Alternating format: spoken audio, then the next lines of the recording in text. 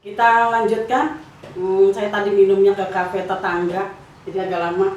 Ya, kita lanjutkan cara penyerahan surat berharga, yaitu klausula atas tunjuk. Ini penting supaya penyerahan itu menjadi sah atau legal karena mengikuti apa yang tertulis di dalam klausula pada surat berharga tersebut. Ya. Nah, yang pertama adalah klausula atas tunjuk, di mana itu langsung dijelaskan atau langsung dituliskan secara tegas. Ya, misalnya ditulis atas atau kepada pembawa, titik-titik, ya, namanya jelas, ditunjuknya siapa. Nah, jangan lupa bahwa untuk nama misalnya tidak selalu harus seseorang, tidak nama orang. Ingat di dalam hukum perdata bahwa orang itu terdiri dari dua, orang secara individu atau person, dan yang kedua adalah orang sebagai badan hukum atau reh person, ya. Jadi bisa juga ditulis di situ nama suatu perusahaan, untuk pembayaran tertentu langsung nama perusahaannya jelas disebut misalnya, karena itu juga orang, ya. Oke, jangan lupa ya hal-hal mendasar di dalam hukum perdata, ya. Nah, penyerahan pada tiap-tiap piutang karena suatu surat bawa, ya, dilakukan dengan penyerahan surat itu. Ya, coba nanti dicek pasal 613 ayat 3 di dalam KUH Perdata. Ya. Istilah atas tunjuk jangan dikacaukan pada kata petunjuk. Di dalam pemahaman beberapa kata pada bahasa hukum itu harus dibedakan. Ya, jangan dikacaukan dengan petunjuk. Ya, atas tunjuk itu bukan sama dengan petunjuk. Seperti halnya di dalam hukum administrasi negara, itu berbeda antara putusan dengan keputusan. Keputusan pada umumnya diterbitkan oleh pemerintahan, sedangkan putusan adalah menunjukkan putusan hakim, ya, yang diterbitkan oleh hakim. Jangan disebut keputusan apabila kita membahas tentang hukum acara, baik perdata maupun pidana. Ya, jadi istilah itu juga berlaku untuk tunjuk dan petunjuk. Ini penting supaya jangan salah logika hukumnya. Ya. Nah, apabila suatu surat berharga atas tunjuk yang diberi nama pemegangnya kemudian diikuti dengan bunyi diikuti dengan bunyi tidak atas tunjuk, maka surat berharga yang seperti itu berubah fungsinya tidak lagi atas tunjuk atau atas pembawa, tetapi menjadi surat berharga atas nama. Ya, memang ini harusnya Anda membaca, ya, harus membaca baik-baik di dalam buku referensinya supaya bisa memahami, tidak bisa hanya dengan perkuliahan semacam ini. Nanti Anda juga bisa lihat di sini. Ini hari ini yang saya pakai adalah referensi suatu tinjauan yuridis dan praktis surat berharga Jenes Yulianto. Yang ini ya, bukunya yang ini ya Kak. Yang ini ya, bukunya surat berharga suatu tinjauan yuridis dan praktis. Ini penerbitnya adalah Kencana.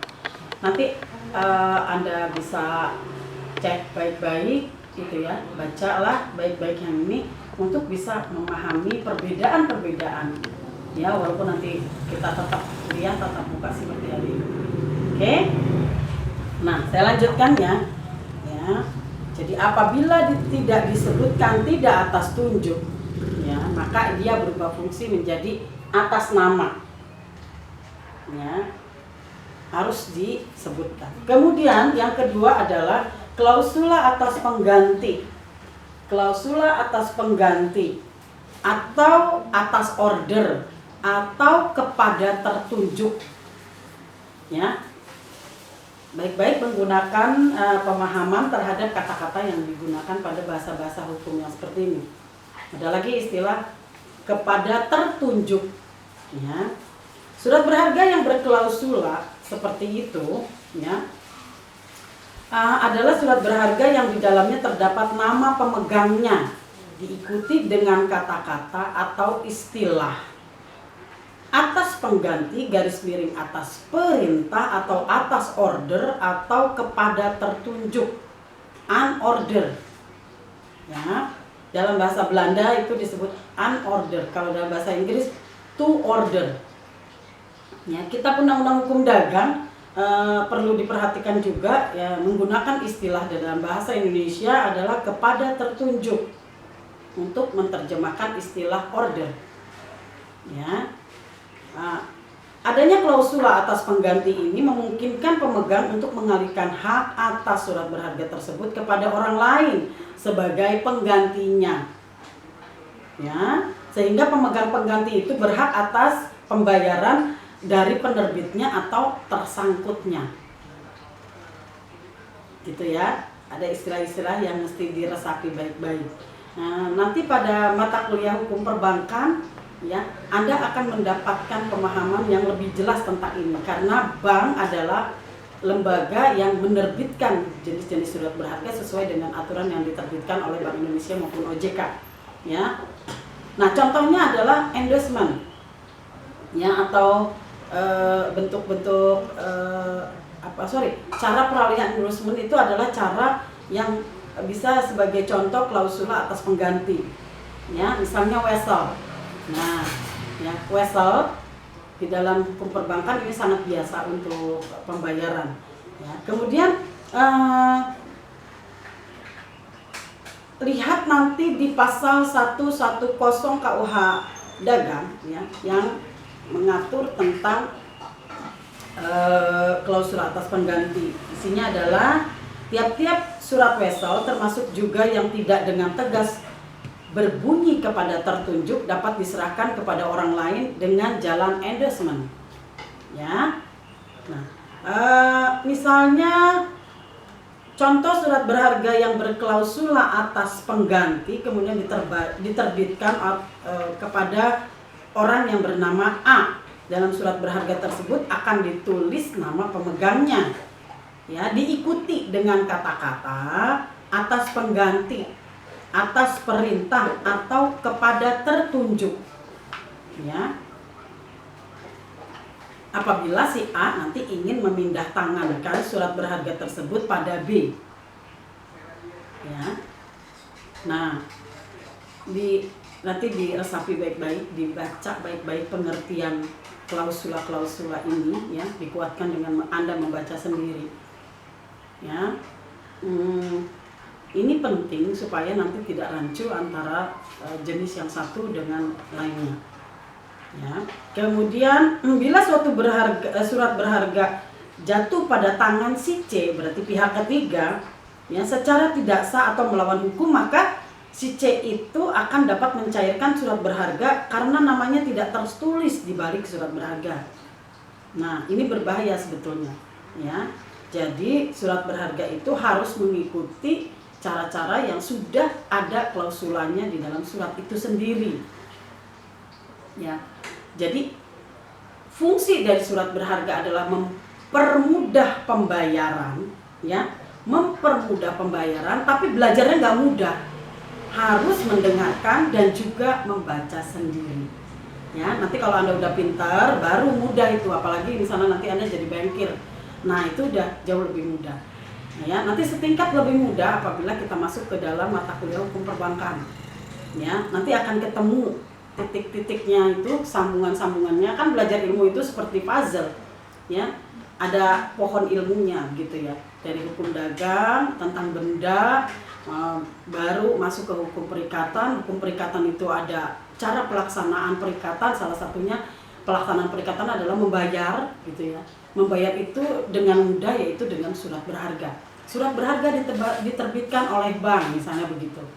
Salah satu surat berharga diterbitkan oleh bank.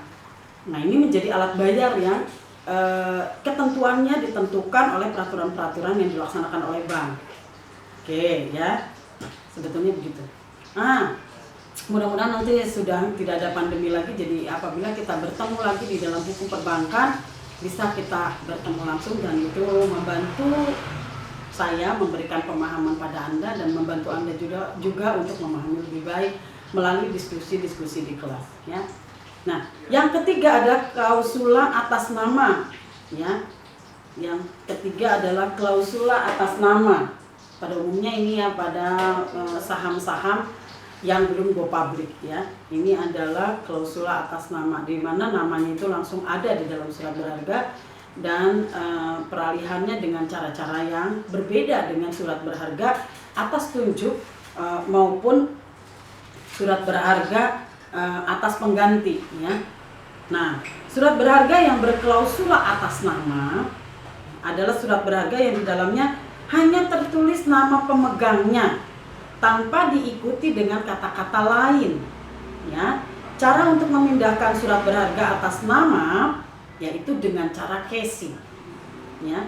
Ini sesuai dengan pasal 613 KUH Perdata ya. Di 613 KUH Perdata sudah ada aturannya ya, bagaimana cara pelaksanaan casing pada surat berharga atas nama.